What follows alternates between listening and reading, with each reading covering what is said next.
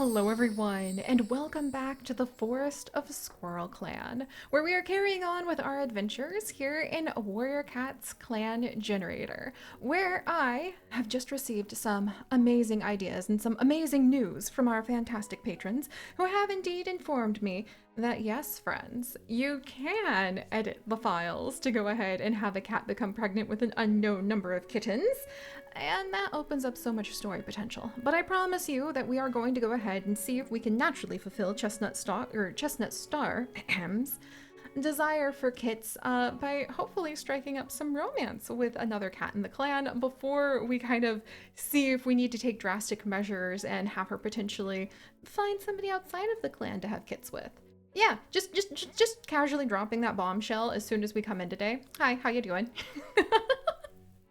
Also, I wanted to say a huge thank you once again to our fantastic patrons who have been helping me so much with understanding the amazing guides that have been written by the Clan Generator creators to see how you can change the personality, to see how you can edit a whole bunch of the save files.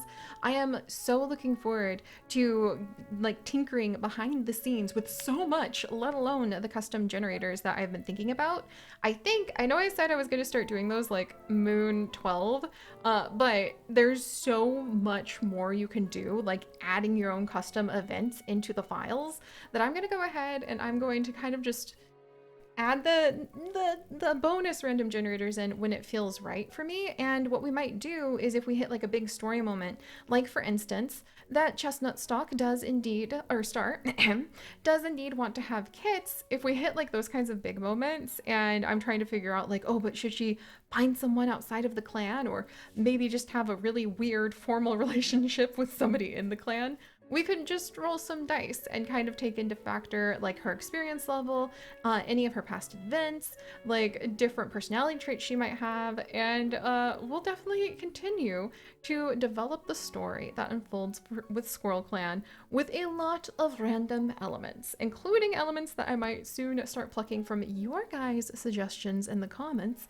as well as adding in our patrons' cats. Just saying that's gonna happen because I'm pretty excited. And I have oh, wait a second,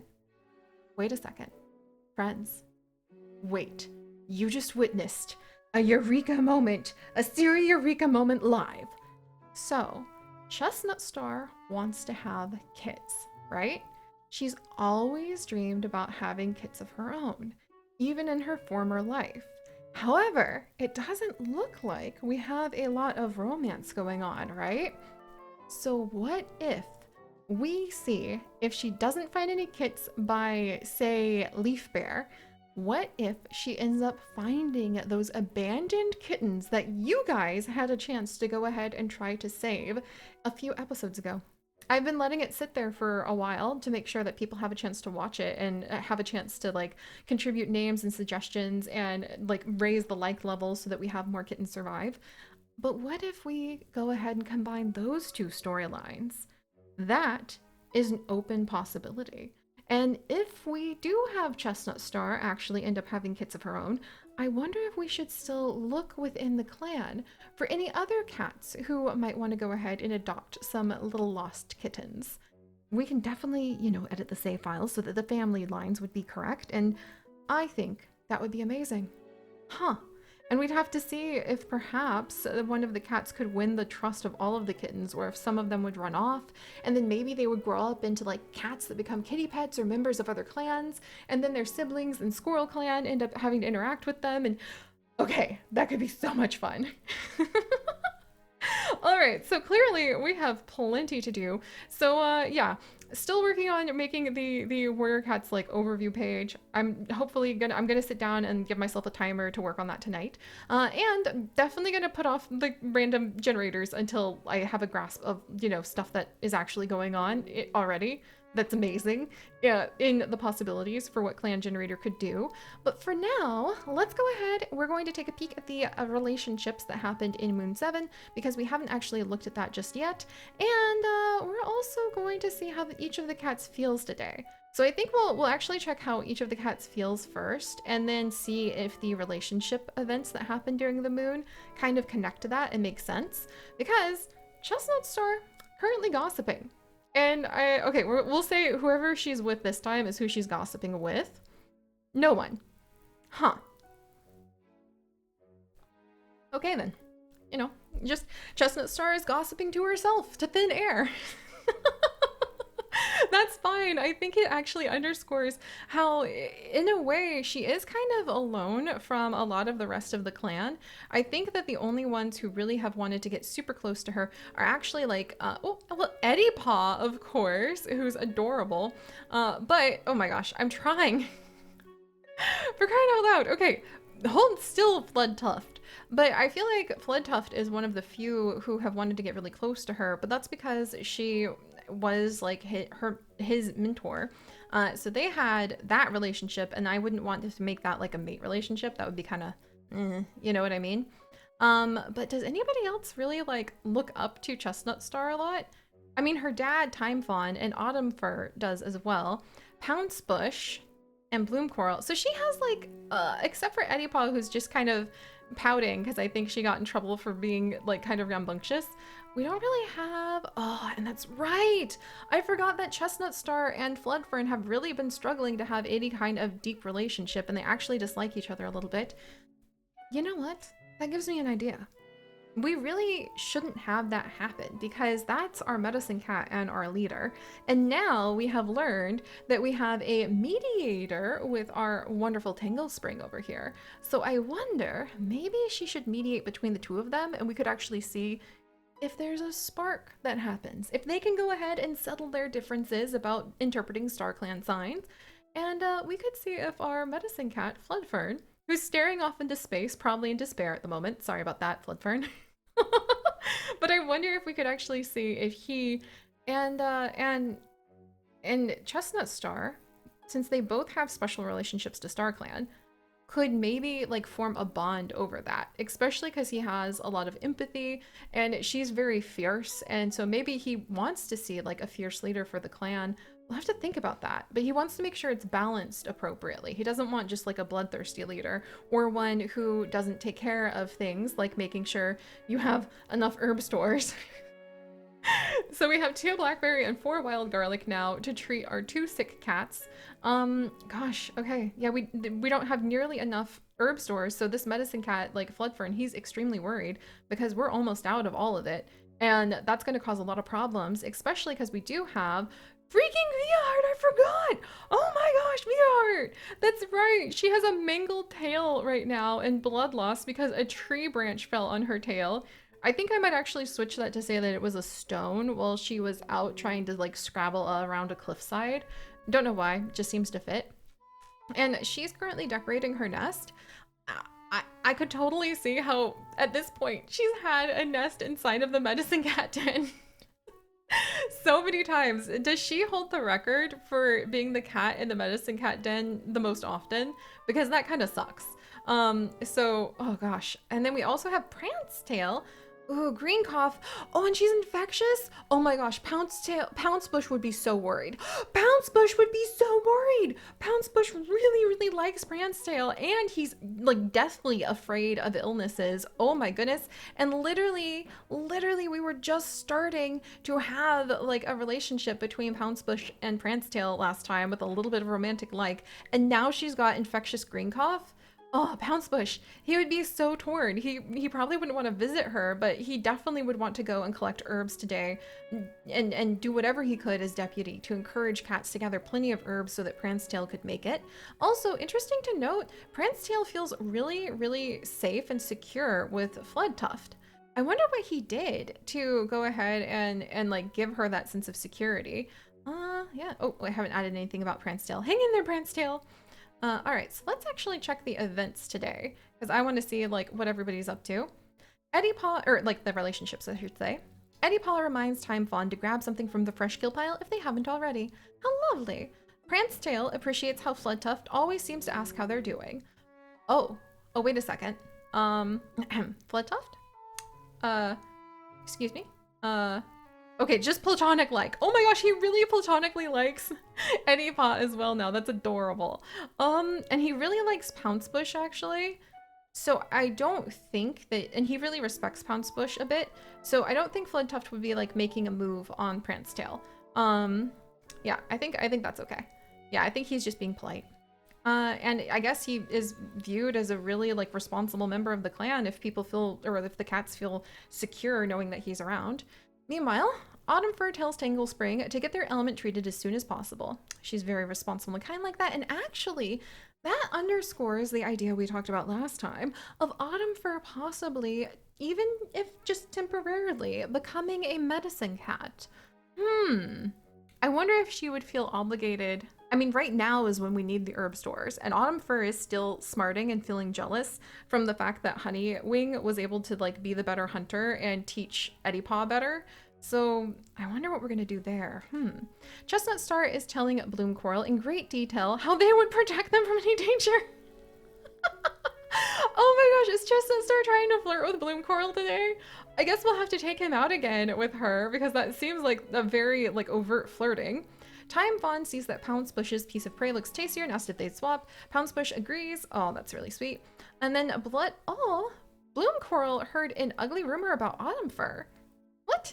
Like, but oh, because Autumn Fur is jealous of Honeywing. What if she was saying something a little not polite about Honeywing, and Bloom Coral, who has a crush on Honeywing, what if that made him a little upset? Ooh. And meanwhile, Floodtuff noticed that Prancetail isn't doing a lot of work lately. Prancetail is like actually sick in the medicine cat den, Floodtuff. Why is that so on point for his personality? He's very strict and like really, he can be like really way too tough, but he's very young and probably doesn't have a lot of experience with the flexibility needed to build healthy relationships in a healthy clan just yet. Pouncebush, the deputy, just to remind you guys, sees that Floodtuff's piece of prey looks tastier and asks if they swap. But see that then Floodtuff seemed to really respect like the hierarchy of the clan because he's giving the deputy his tastier piece of prey. Tangle Spring thinks that Eddie Paw has a strange sense of humor. Oh, maybe Eddie Paw was playing with some of... Oh, I have to show you guys Tangle Spring's little addition to her story and tell you a really fun idea I had about like cats having their own item inventory. We'll talk about that in a second. Floodfern mews congratulations to Floodtuft for a job well done. Oh, maybe he was helping out at the medicine cat den. Viaheart bickered about something trivial with Honeywing. Oh, wow, some of the cats are really having a hard time adjusting to Honeywing joining. Honeywing appreciates Bloom Coral, telling them that they had a feather stuck to their face. However, Honeywing seems to really be bonding well with Bloom Coral, so there's that, but everybody else... Everybody else seems to be having like a little bit of a fussy time with them. And then Autumn Fur, well, she got 2 dislikes for gossiping. 2 dislikes for gossiping about Honeywing. Wow, Bloom Coral is really, really, really, I think, trying to be very loyal already, or just maybe he has a very, very strong crush on Honeywing after all. Yeah, it's almost at like 2 romantic like, which is where I would allow them to go ahead and become mates. But I wonder what he's going to do if, you know, his clan leader is currently trying to go ahead and like flirt with him. Huh. So, well, let's see. Should we do patrol first or... Oh, Bloom Coral was recently caught humming to himself. You guys, come on. He totally would be trying to go ahead and like he has a crush. He really, really likes Honeywing. I could see how he... Oh, this is so perfect timing. I could see how he wanted to go out with her today, but it looks like Chestnut Star has literally called Bloom Coral into her den, like into the office, you know? So we'll send them out on a patrol together. I'll have Chestnut Star go out. She's going to have Bloom Coral come. I think that she's just been so busy being distracted by her own dreams and her own desires. I don't think she has noticed yet that actually Bloom Coral has a big crush on Honeywing. Does she even know Honeywing yet? I should have added that in. Yeah, I haven't added that in yet because she hasn't had a chance to see her. Man, and now she's gossiping? Huh. Like, yeah, I mean, she has been gossiping, but I just wonder. Yeah, I could see these 2 going out on a patrol and Chestnut Star just kind of wanting to assess him again as a potential mate. Border patrol, hunting, not training. I feel like she would want it to be kind of chill. So let's go on a hunting patrol with him. And I wonder if I should add Honeywing as well. Because Honeywing, let's see, Or maybe Honeywing gets sent out with Pouncebush. They are both good hunters. Eddie Paw. Wait a second. When did Floodtuff become Eddie Paw's? Uh-oh. Oh, I know what happened. Hang on, guys. Hang on. I was messing around with the setting and I just got like what happened. I need to go ahead and fix that. Floodtuff should not be her mentor. Just saying. I think we're gonna just bump that real quick. And then Eddie Paul, who is your mentor now? Like I probably need to figure that out. Oh dear. Like that should not have happened. Do not worry, guys. I am not gonna make that weirdness happen when somebody had now Bloom Coral is now Bloom Coral is apparently Eddie Paw's mentor. You know what? I'm gonna roll with that and just say that Autumn Fur is indeed going to go ahead, and even though she's a great speaker, she's careful. I think we are gonna go ahead and we are going to let her temporarily become a medicine cat because she's upset about Honeywing. Just a bit, and she wants to help out. And I was poking buttons earlier, and I think that's why she lost her apprentice like ship. And that also goes really well because Eddie Paw wants to show their mentor that they are smart, skilled, and talented. And I think she was getting really panicked at the idea of having to spend the last 2 moons of her apprenticeship actually in the medicine cat den. So this is actually gonna work out. I love when like mistakes and accidents of like, whoops, didn't mean to do that, actually end up playing quite a bit into the story, because now we can send out Bloom Coral and we can also send out Chestnut Star and Eddie Paw, and we're gonna send them maybe, yeah, I think we're still gonna send them hunting because I think Chestnut Star is trying to like keep things a little bit more chill. Excellent fighter, fierce and playful. Or maybe we'll do random and just see what happens. Your patrol comes across a large rat. Well, can we get it? The rat rears up and hisses at Bloom Coral, but while it's distracted, Chestnut Star takes it out with a quick strike. Yay! Okay, so that's good. Did that do anything to their relationship that is kind of funky? Nope. So she feels more comfortable around him, but Bloom Coral is like, there's no spark. There is no spark. So that's good to know. Wait a second. Platonic love. Oh, good. Platonic love. Oh, Time Fawn. When did you get really close to Eddie Paw? Like, that's adorable. That's adorable. I love seeing how everybody's getting a little bit closer. I think Bloom Coral, people are beginning, or the cats are beginning to just, especially Time Fawn, I think everybody in the clan, except for Chestnut Star, realizes that Bloom Coral has a huge crush on Honeywing, which I think is really funny. And now let's see. So I think we're gonna actually send out as a good teacher. Okay, Autumn Fur does not like Honeywing. I was gonna send Time Fawn out with her to like teach her the clown borders. I think that would actually make Autumn Fur really mad. So we'll send out the responsible Pouncebush to go with Honeywing. And he really, oh wait, he wanted to go gather medicine. Oh, that's right, never mind. He wants to gather medicine today because he's really, really worried about what's going to happen to Prancetail, which means we are going to go ahead and raise Autumn Fur's hackles a bit because we actually will send out Time Fawn and Honeywing together. And I think that's going to really not make Autumn Fur very happy. Random patrol type? Yeah, we'll do that. Honeywing suggests that this might be a good chance to practice teamwork with Time Fawn. Autumn Fur? I feel like her fur is just like standing on end right now. Both cats have a nice practice session and their trust and coordination with each other grows stronger. Oh, the jealousy. I can just sense it like rising. Oh my goodness. Okay, how's that? Yeah, but see, it's just barely any kind of relationship. She really shouldn't be worried. But you know, I think Autumn Fur's a little bit. Time Fawn wants to have kids. Oh geez. Oh my gosh. So the fact that like he was out with Honeywing, I think he is like pretty loyal to Autumn Fur and just thinking about that. But I think that Autumn Fur, who has been wanting to have kids of her own for a while, I believe, that makes sense that she would be feeling kind of jealous and uncertain. Also, Autumn Fur, whoops, 1 second. Oh my gosh. Let's see. I was looking for something over here. Was it relations? Oh, it was helping to gather herbs. Yes. Oh my gosh, I cannot believe how all of the random things that the cats are having happen is just lining up perfectly with the story we're creating. All right, so we're gonna go ahead and we're actually going to have Floodfern and Autumnfur go out together to gather herbs. While searching for some specific herbs, Floodfern is startled by weird sounds and whispers on the wind. What? It takes... You're kidding me. You're kidding me. Oh my gosh. This is going to completely shift how Autumnfur lives, I think.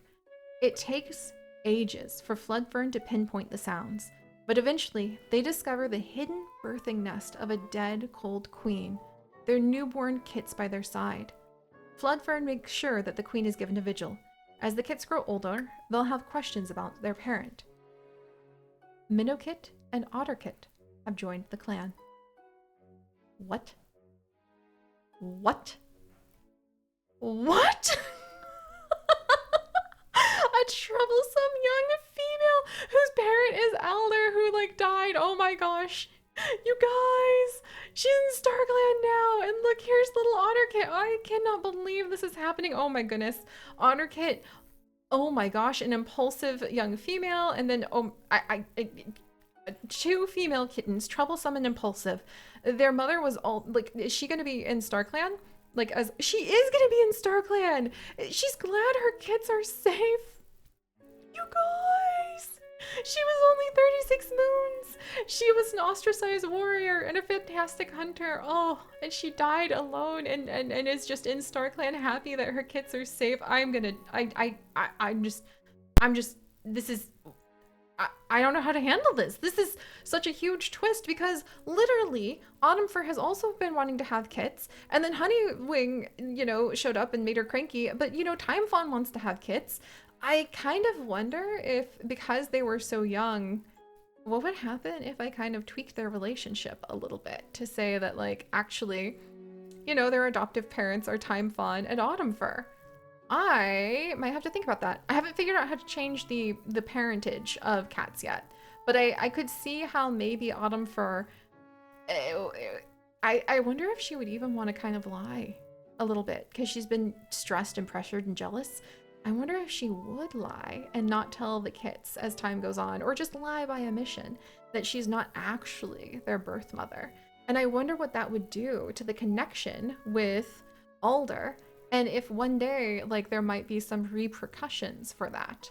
Oh, this is fun. This is very fun. I'm very, very happy with this.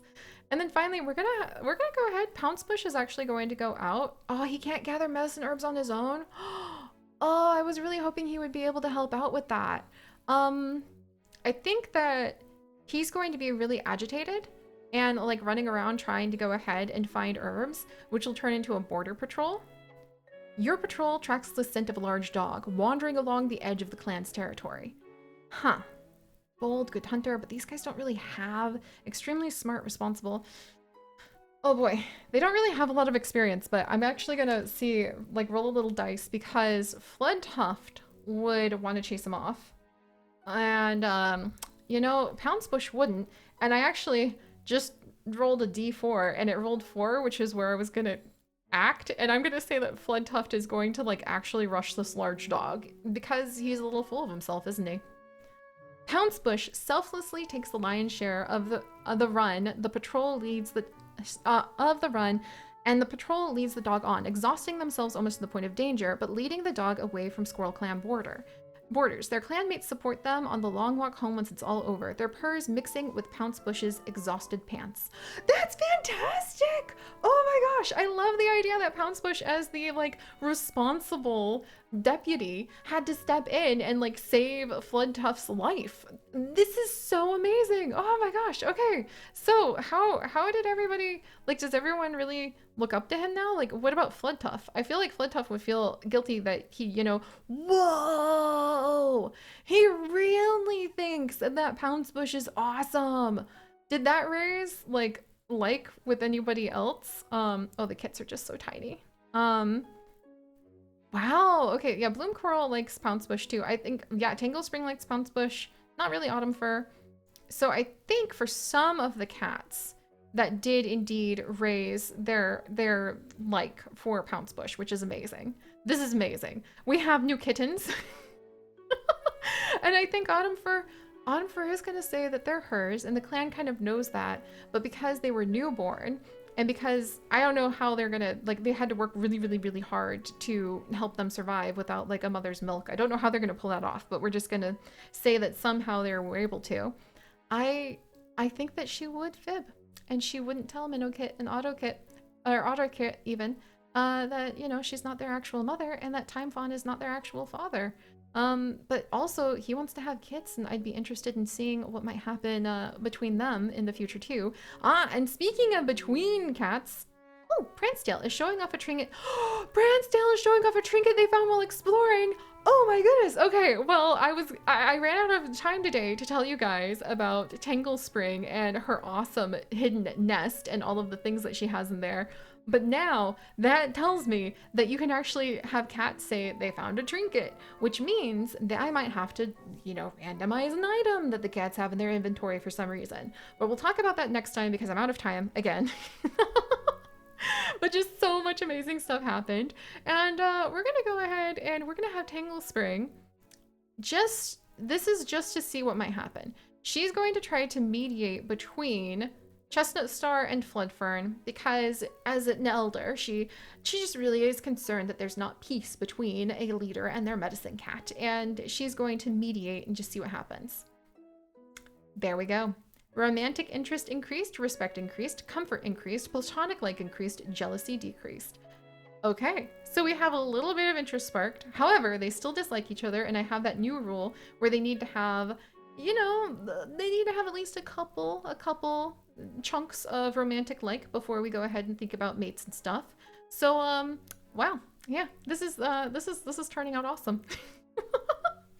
We'll have to go ahead and roll for the new moon next time, friends. I'm so excited about the kittens. Let me know what you guys think of them. I think they're adorable. And let me know what you guys think of the fact that they, Onfer doesn't plan on ever telling them where they really came from. Interesting. Her character is taking on a much more devious angle than I was expecting. Wow. So alright guys, thank you so much for joining me on this chaotic event with all of the wonderful cats of the Squirrel Clan. If you guys would like to join us on this and literally thousands more adventures, do please consider subscribing, but most importantly, stay curious. And I'll see you guys next time. Bye-bye!